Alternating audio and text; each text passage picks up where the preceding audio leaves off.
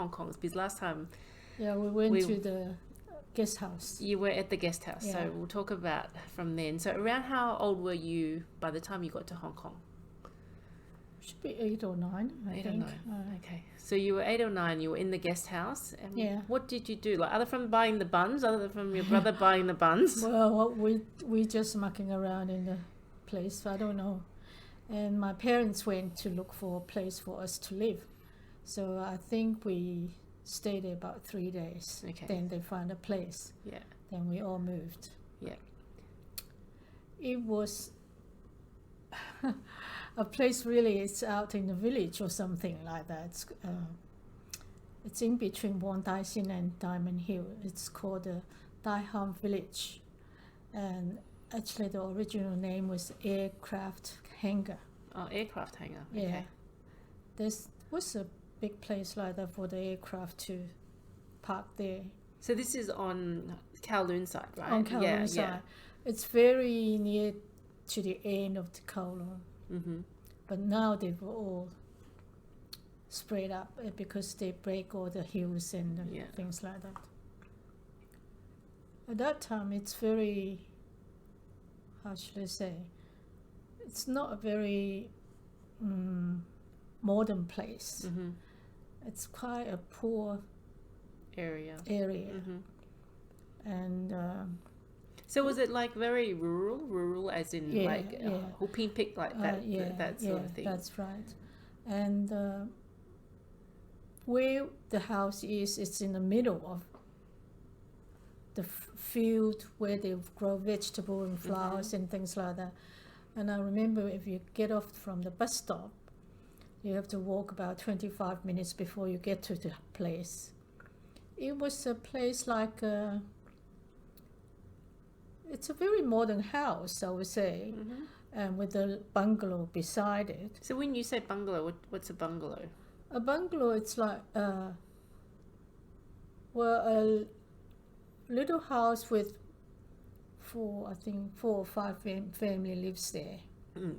And the whole place was owned by a person who lived in Kowloon City, I think. Mm. And they built the place. And it has a lot of fruit trees there too. Mm-hmm. And where my parents' rent was a floor in the second floor.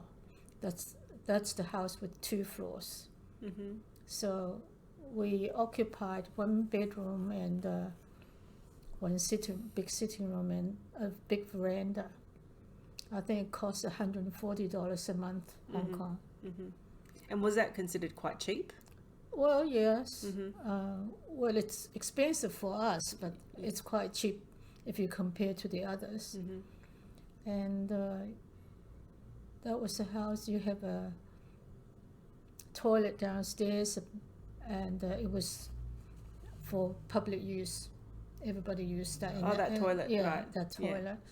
Very small. And a kitchen you have to share with the others. Yeah. Because there was 1 room, it's rented out, and there's a front room rented out. So it's 2 rooms down below. It's all rented out. Yeah. So we live in upstairs. So it's a place with no electricity and no water. Oh, but they had a toilet downstairs. Yeah, they have a toilet, but you have to. It's not a full bathroom, just a toilet. No, just a toilet. You have to have a shower in there with a bucket of water. Okay, so is it just? So there's no facility, no shower stall or anything. It's just a basin, it's and just, then you take a bucket of water inside and do it.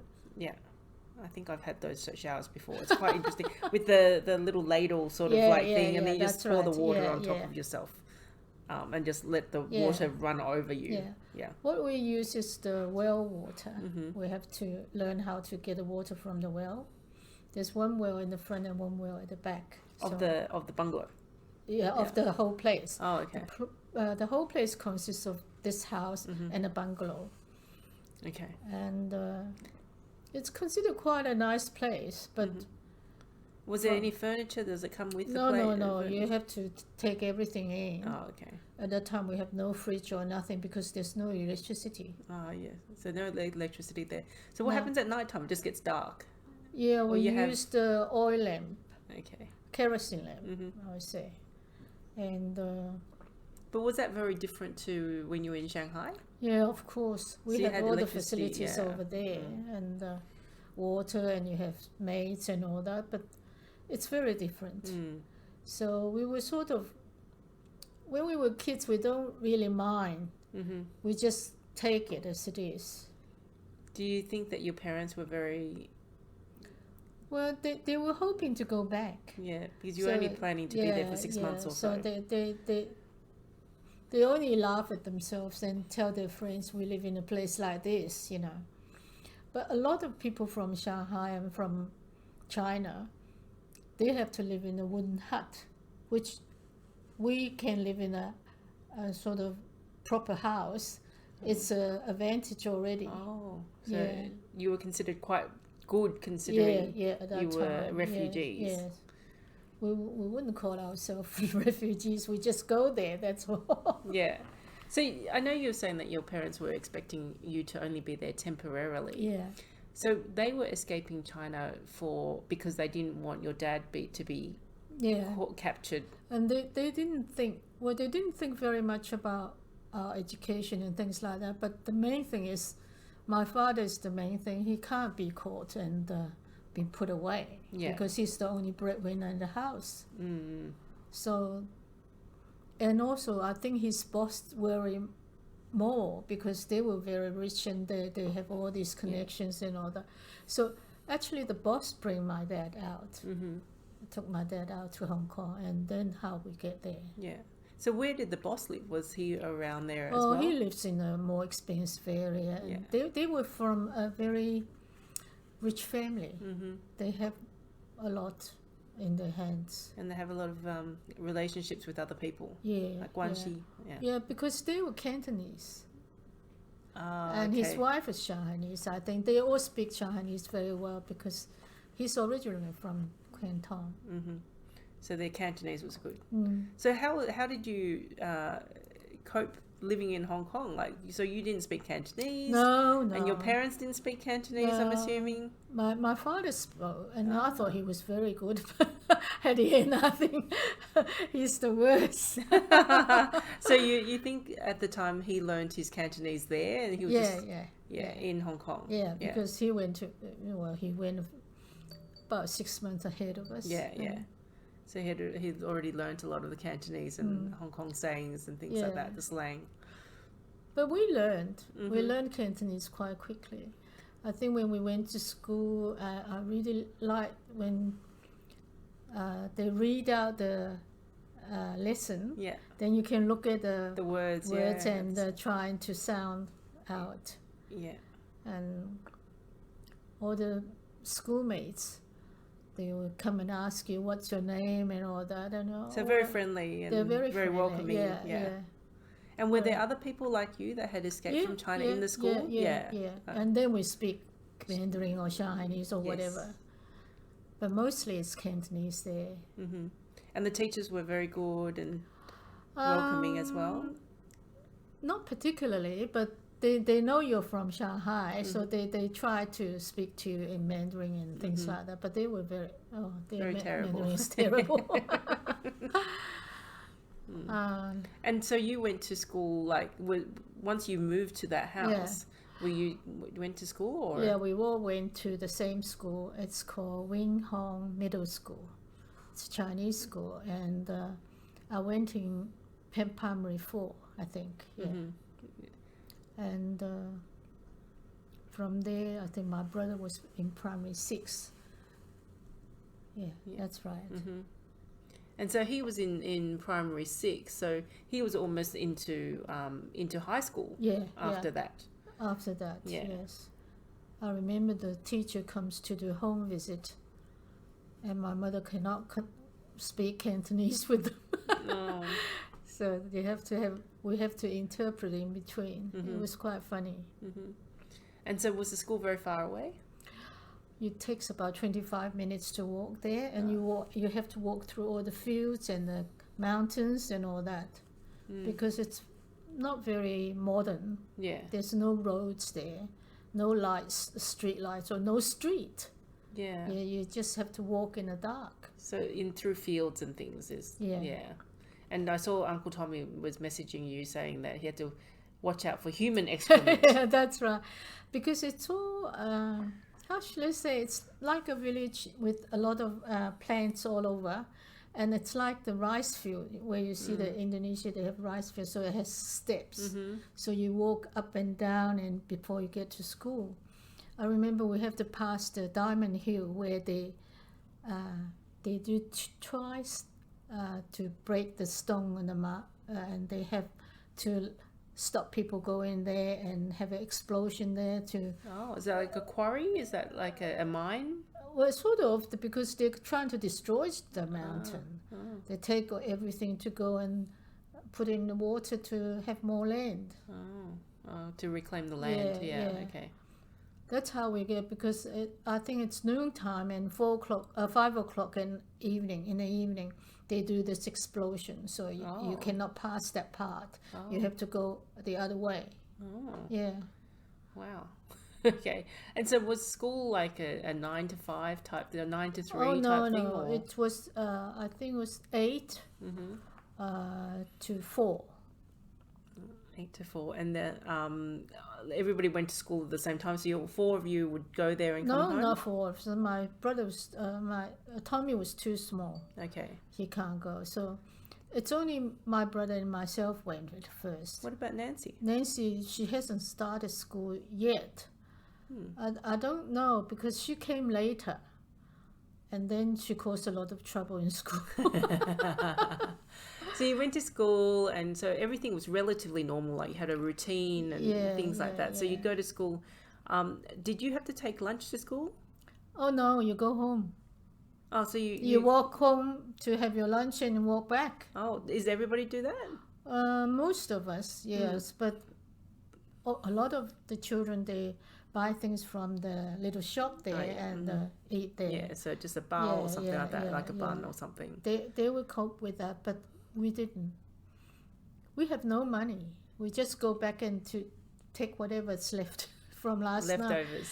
Because there's no fridge, remember? Yeah. So we have to eat anything that's there. Yeah, so you just go buy fresh food every day. Almost, yes. And your mum would do the shopping? At that time, yes. You were explaining to me one time about how poor you were. Was it at that time in that house? At that time, no. Later on, we become poor and poor because we have no income. Yes. So do you want to explain how come you've got no income? That was funny because my father was promised $700 a month to keep the family from the boss. But for 3 years, he didn't get anything. So, and one day, I think later on in life, that my mother went to a wedding bankrupt, and she was sitting next to the boss's wife. And this lady was saying to her, although we don't make any money in the company, but I always put $700 aside to give it to poor to, keep the family. My mother said, we never had anything. For 3 years, no pay at all. And then the next day, the boss told my father, you shouldn't tell your wife all that. And my father said, what can I say if I have no money for? Yeah. So for 3 years, we have pawned all the jewelry of my mom's and, things like that to make ends meet. So that was really hard then. Yeah. Because at the beginning, we still have money because my mother can pawn something. Then we have some money, we can live on that. Yeah, so that must have been really, really tough considering you were quite well off in Shanghai. Yeah, that's right. To go from that to relative, poverty in Hong Kong and struggling all that time. As children, you might not have noticed as much, but definitely I did. You but did. Most of the other three, I don't think they noticed all this. Well, somewhat too young. My brother, I don't think he realized how poor we are. But I was always worried till the teacher told me, no, don't worry about this. This is your parents' job. And I went home and told my mother, and my mother was really angry with me. Because it's her responsibility. But you one time you were telling me what the room configuration was. So you had said you had a room and a lounge room, right? Yes, in this place. But I think you were saying that the four of you kids only had access to 2 beds. Is that right? Oh, that's after when you moved again. We would become more poor. Oh, we couldn't afford the $140. Right. So we moved downstairs to the 1 bedroom. Mm-hmm. And that, at least you're close to the toilet. Yes, that's $85 a month, I think. Mm-hmm. So we moved down there, and then the 6 of us all in 1 bedroom. Wow. Yeah. But I must mention that when we first get to Hong Kong, my father has a friend, Auntie Delia, her family. So her mother was taking my mother to do all the shopping and things like that, and they speak Cantonese, so my mother was with them.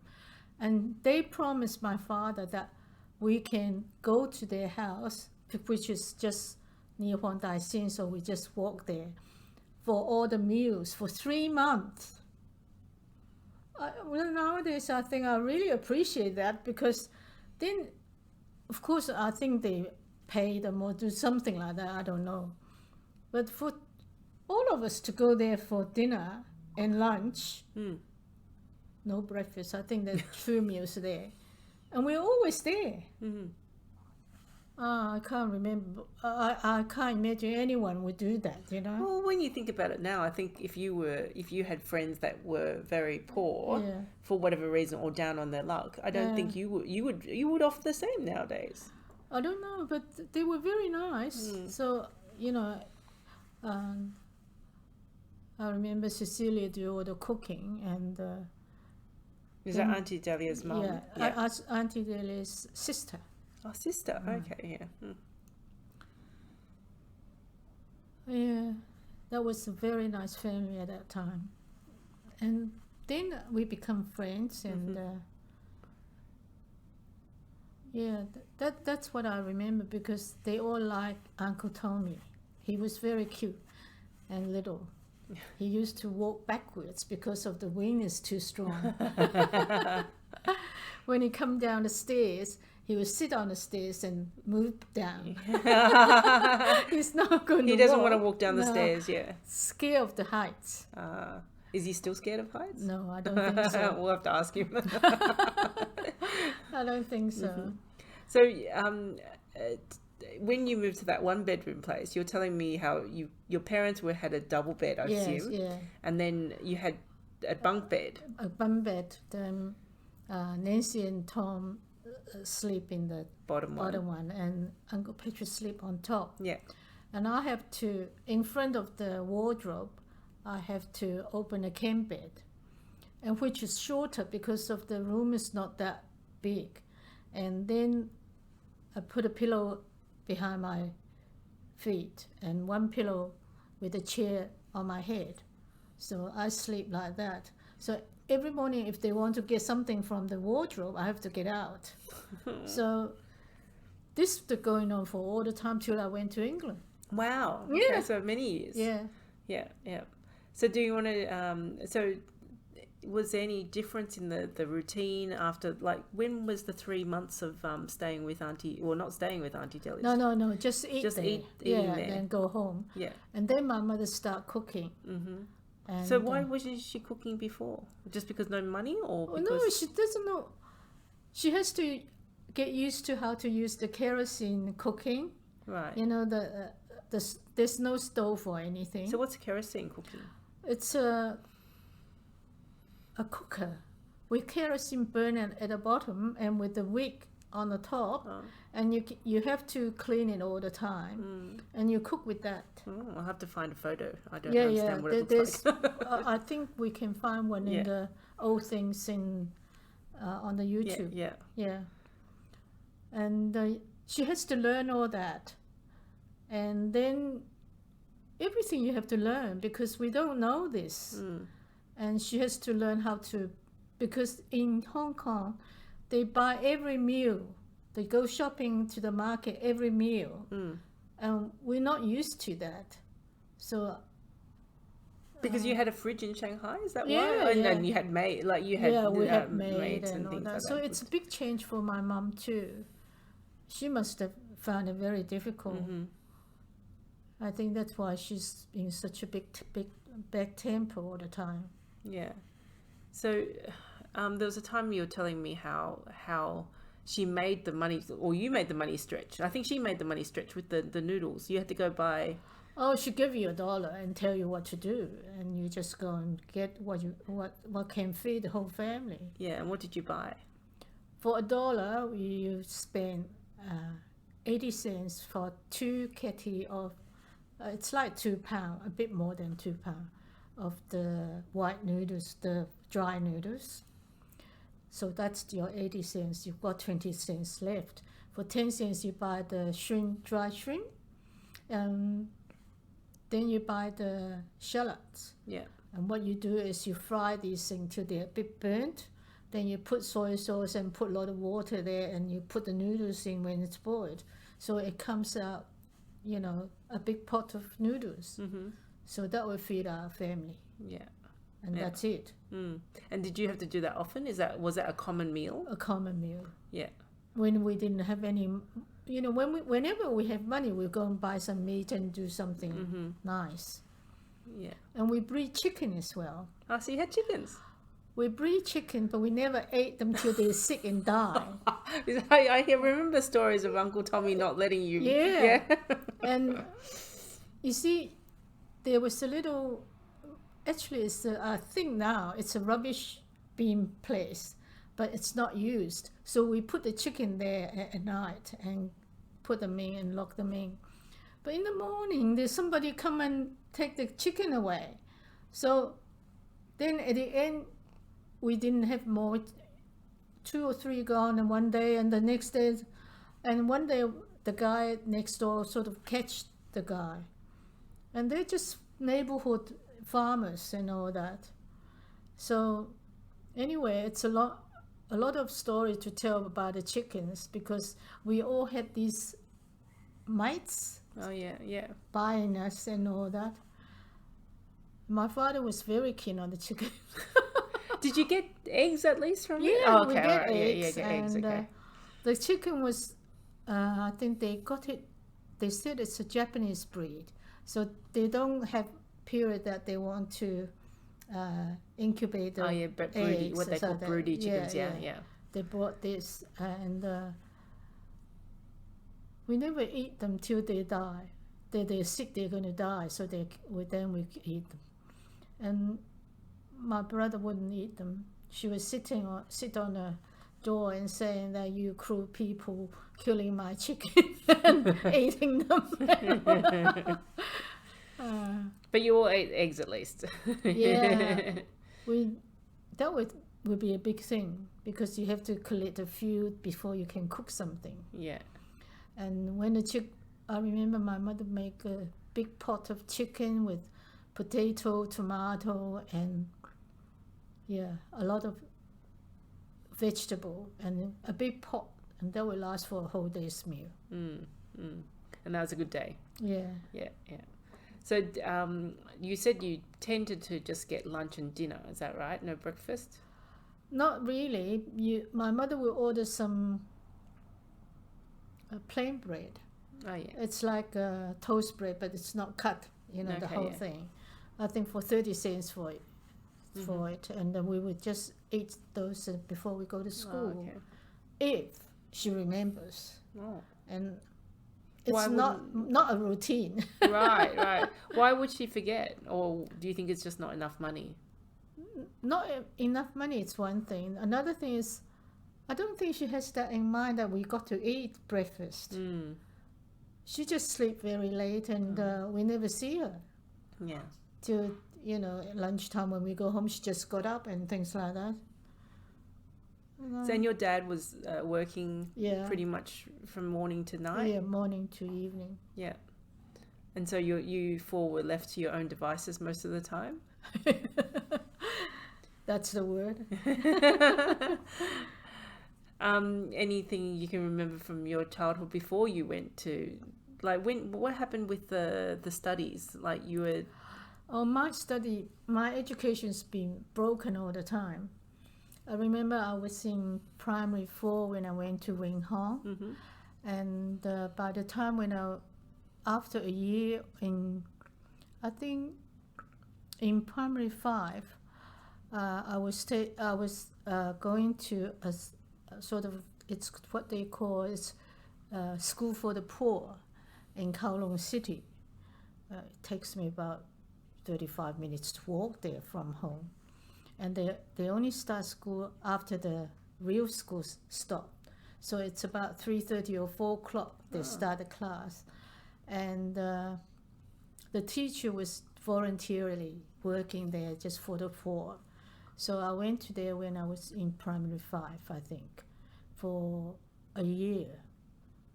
Because the school fee at Wing Hong was about $10 or $20, I can't remember. But we went to that school, it's free. Mm. Or it costs $3 for something, I can't remember. Yeah. But you have to walk there and walk back. So it's quite a long walk.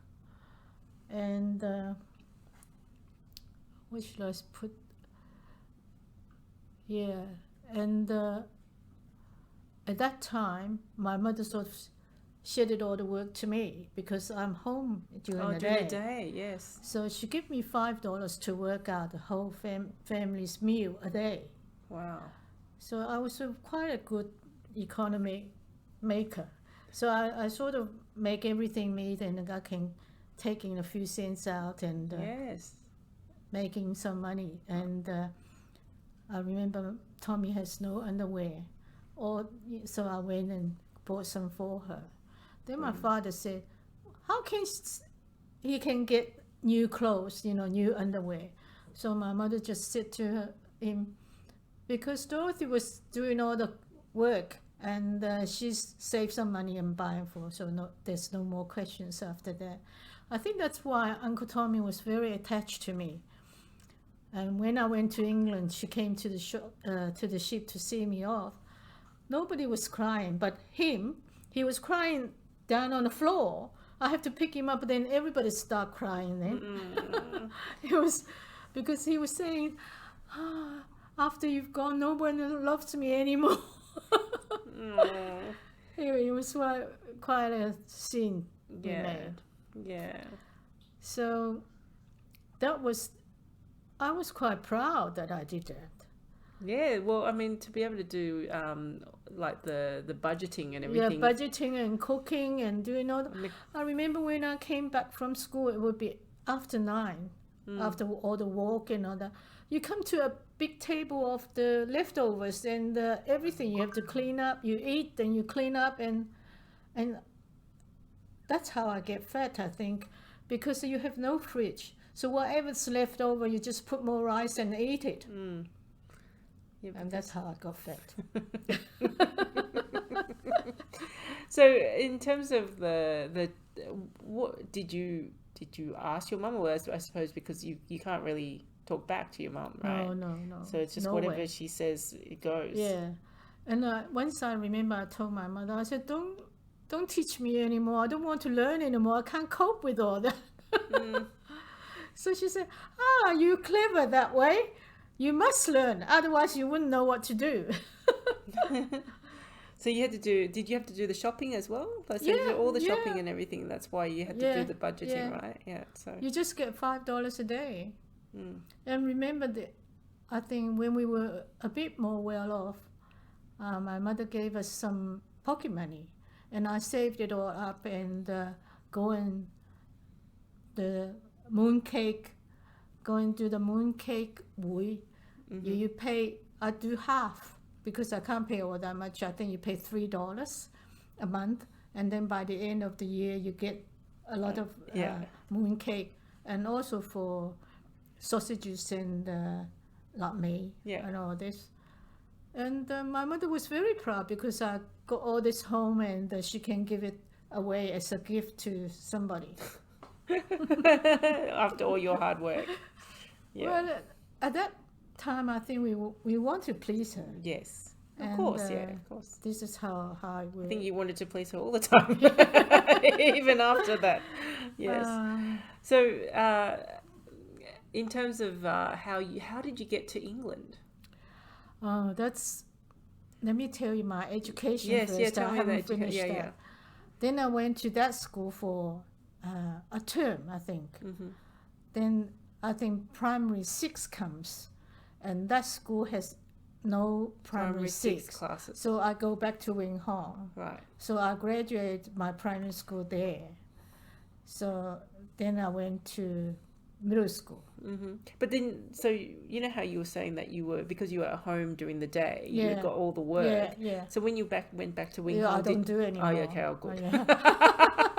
I can't do it anymore because you're not home. Mm-hmm.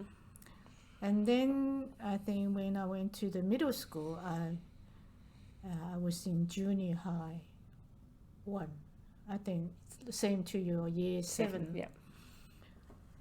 And after a year, I went to my mother made me to go to True Light Middle School, which is a noble school. You have to pay more money and to get in. After you get in, and you wear cheongsam instead. Wow. Yeah. And it'd be cool if you had photos of. I think I did, but I can't remember where it is. Anyway, I went there, and the school is in Kowloon Town. It's a very expensive area. And the trouble is, you went there, you have a long walk from home to bus stop, from bus stop to school. And then you have to come home for lunch. I don't know why at that time. When I think of it, it's a lot of rubbish. You don't need to. But you go home and come back, and it's a rush hour thing. And then you have this airport, the Kaita airport at that time. Their runway is not long enough for the plane to land. Yeah. So they would stop in the middle of the street. So all the buses and cars has to stop both ways and leave that runway out for the plane to pass. And in the middle of all that, you have to try to catch your time. It's really a history now. Whatever Hong Kong is, it's not relevant. But at that time, it's such a chore. You have to do that. And then the trouble is, I went to that school for 1 term. I can't do it anymore because my mother never know how to pay my school fee. You don't take the school fee to school. They make you pay into the bank. And my mother doesn't know how to pay into the bank. So I always get into trouble by calling to the office and saying, why didn't you pay your school fee? That was such a disaster, I think. And then at the end, I have to, yes, they were talking about going to English school, because you need your English. So I went to a place called St. Rita College. So I went into Form 2 because I was going from Form 1 to Form 2. That's about year 8. Yeah. And then all the school friends, as I told you, they all have second name or that because it's a Catholic school. And some of the higher class girls got into nursing, and everybody were talking about it, and they were showing me how to write the letters to the hospital and all that. I was looking at it, but I never think I would go, so I didn't say. So at the end, one of the girls said, why don't you apply? Just write a letter, they will answer you. So okay, I just bought a letter form. At that time it's the cheapest. So I wrote a letter to them, and they replied and gave me all the details what to do, and asked me to send a school report and all that. And I sent my report, and they accepted me. So I told my father, I said, it's funny how they accepted me and sent me all these things about the uniform and the measurement and all that. And my father was talking to my mother at night time. I can hear them talking. And my mother said, let her go, because this is the one way out. It's really good. They have one less to feed. And also, she will make her own money over there, and then when she will have a future. So I don't know how that. Then I wasn't old enough to go, and my father said, "Oh, there's a way I can do it." So he went and swear that I was born by his girlfriend. Which he said, which date? I said, the school set on the 2nd of July. So he said, 2nd of June. I said, okay, so that's my birthday, 2nd of June 1939.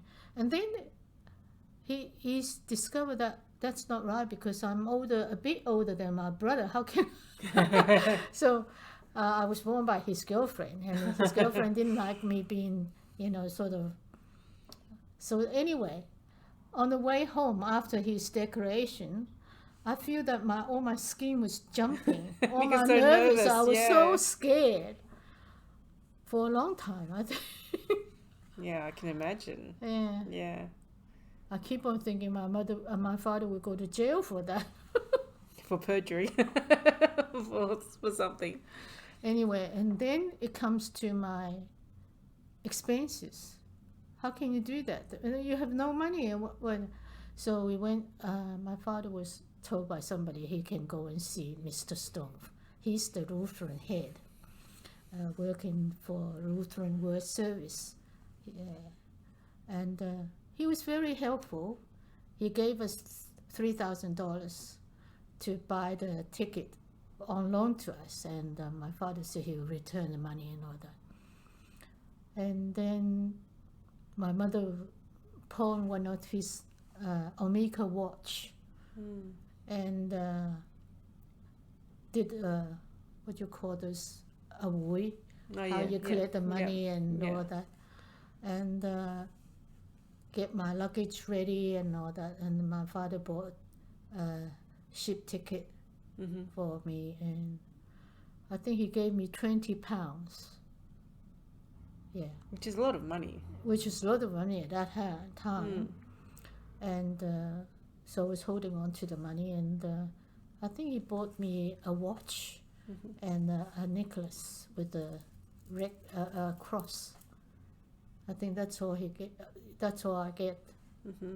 And I feel really rich there before I get out on the ship. But we didn't speak English that well at all.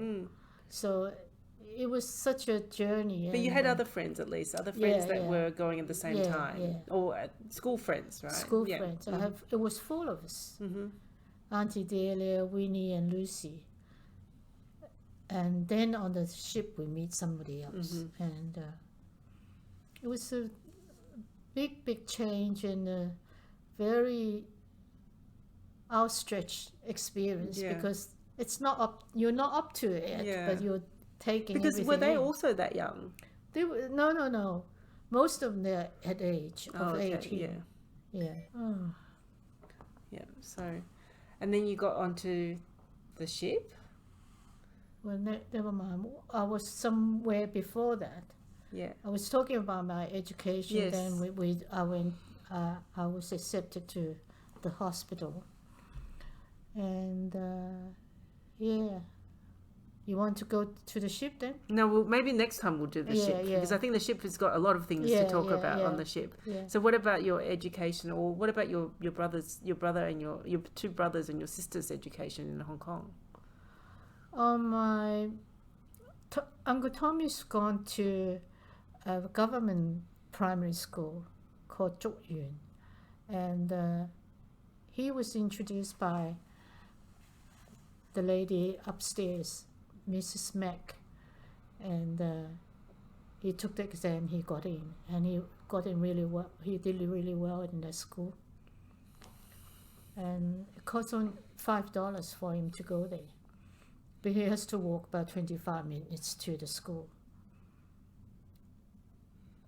He was settled, and my brother was still in Wing Hong doing his, I think he was in senior high, year 2. So another year he will be graduate from middle school. That's right. He was still there. And I feel very relieved that my younger brother's gone into that school because he has more opportunity there. Yeah, they're government school. Yeah, it's a government school, and At that time, it's a better school. Okay. So the other schools that you went to, it's not considered a government school? No, it's a private school. Oh, okay. So just someone is running these schools and educating people. It's not necessarily good, but right. It's a school. Yeah, okay. Okay. But when we first came to Hong Kong, we don't know which school is good and which is bad. Yeah. Nobody knows. So nowadays, like, we always think of Asian, tiger mums and things like that, where they're all very keen on making sure everybody's got a good education and things. Was it that sort of culture back then as well? I think my parents wasn't up to that. Yeah. They were too worried about their financial situation and how they're going to get through the day with no money.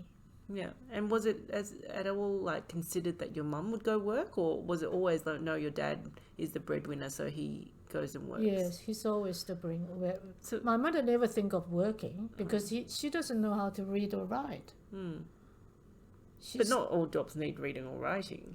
Oh, doing a labor job, I don't think she ever will. No way. So with your dad, like, how you're saying for 3 years he didn't have an income. Yeah. What happened after that? Then he decided to leave the company. So did he ever get paid back? No. So he decided to leave that boss. Gosh. And he said he has to learn from the Cantonese people how they live with $200 for the whole family. So he started with $200 pay and doing a salesman's job. Well, $200 is still better than $0. Wow. Anyway, he started from there, and then he did quite well after. So were you always, or do you remember if your parents spoke about going back to China at any point? Never anymore. So once you were in Hong Kong, like, other from the first bit where you were thinking, well, your parents were thinking you could go back in 6 months' time. But then you realize you can't. Where were they getting the information from? Like, people would because write they locked down. They locked down the Iron Curtain's on. They locked down China altogether. Right, so you can't go back. No, nobody can come out. You can't go back. Right. And do you think that your parents thought that you were the lucky ones, or do you feel that they would have preferred, do you think?